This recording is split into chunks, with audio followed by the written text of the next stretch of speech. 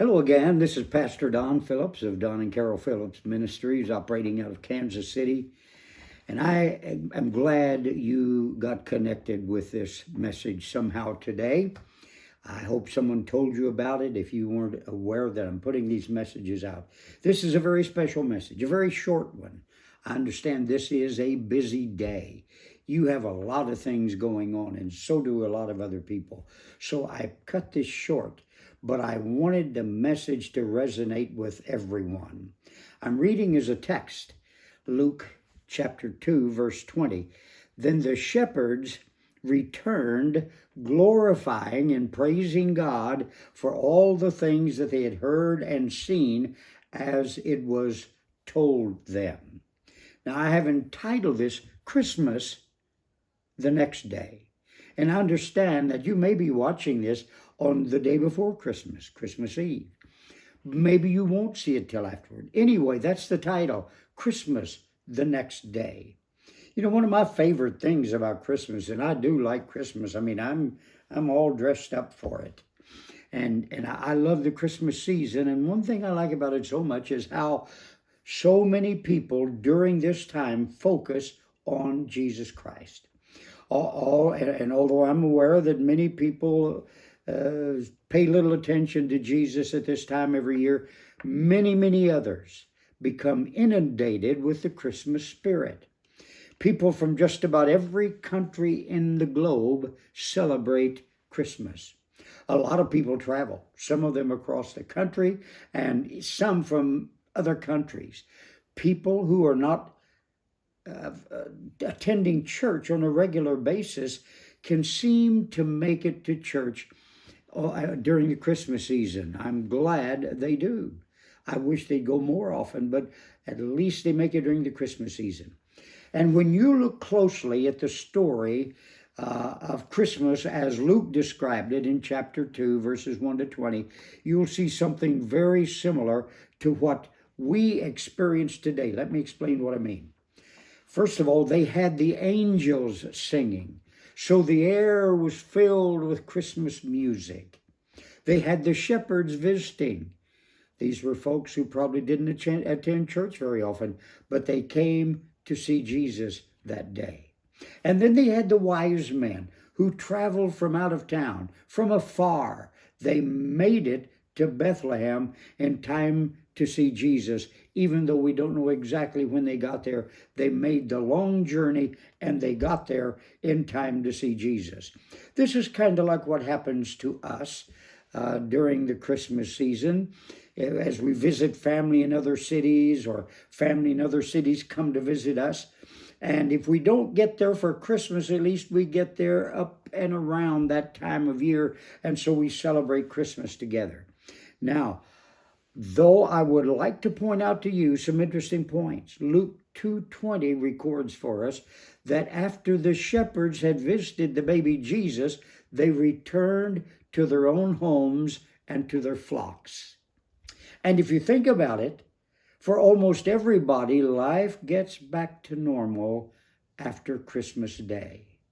The shepherds returned to their flocks. The angels silenced their singing, and the wise men made their long trek back to their home. And when you really think about it, it seemed like everybody forgot about the holy night. So much so that we do not even know for sure what day Jesus was born on. We can't prove that exactly. Everybody left the scene. Well, everybody except Joseph and Mary. They didn't get to leave that scene. So let me ask you a question. During this time, will you and I simply return to things as they were before Christmas, to our normal lives, perhaps praising God for the chance to celebrate Christmas, but really no different than how we were before? Or will we, like Mary and Joseph, have our lives radically changed by Christmas this year? Most of you hearing this message today have had children, so we know that the birth of a child drastically changes our lives forever. But only the parents come away being totally changed from the birth. Once that baby is here, they the parents don't get to go about their normal lives. And I tell you, it's not a bad thing. We've had children and we love our children. We still enjoy them. But like it or not, when you have a child come into your family, your life is changed by that baby. I wonder, as we go through this Christmas season and our thoughts are absorbed so much by Jesus, will we come away more like those who stop by for a few minutes to see the baby and then go on with life as normal? Or will we be more like these parents whose lives are forever again changed, because of that baby Jesus? Well, think of this. Mary and Joseph did not return from seeing Jesus. They didn't have to. That Christmas night when they first saw Jesus was for them only the beginning. From that night forward, every night for the rest of their lives, they were with Jesus. Oh, they did have to leave Bethlehem, but they took Jesus with them. When we know, for instance, that they moved from Bethlehem to Egypt, then they moved from Egypt to Nazareth, but they never moved without taking Jesus with them. Well, now there was that one time when they slipped up and left Jesus behind in Jerusalem at the temple, but as soon as they realized he was missing, they immediately went to find him. The Christmas, millions of people will come to worship and see Jesus, but the greatest majority will simply leave saying, "That's nice, it was great," and then go on with life as usual. Only a few, having come to a service and hear about Jesus, will determine never again to leave his side. Mary and Joseph not only spent that Christmas with Jesus, but the rest of their lives growing in their relationship with Jesus. Mary apparently kept all that Jesus said. She kept it in her heart, because the 19th verse of the second chapter of Luke tells us, "And he went down with them and came to Nazareth and was subject unto them. But his mother kept all these sayings in her heart." Can you see the difference here?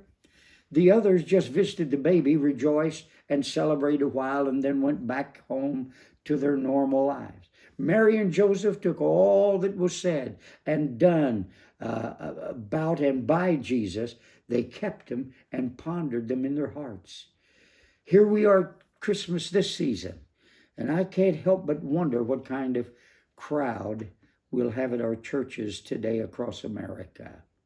Are we going to be like Mary and Joseph, for whom Christmas was the great turning point, is really the beginning of a new life? Or are we going to sing songs, enjoy the music and the scenery, and then the day after Christmas forget it and go back to things as normal? I invite you, in fact, I urge you to let Jesus change your life forever before Christmas Day is gone this year. I encourage you to take him with you. Wherever you go after this Christmas, he will go with you. Take him with you. Don't ever separate from him. Make him a large part of your life from now on. That's my challenge to you today, because if you will do that, you'll find you have a better and a greater life. God bless you.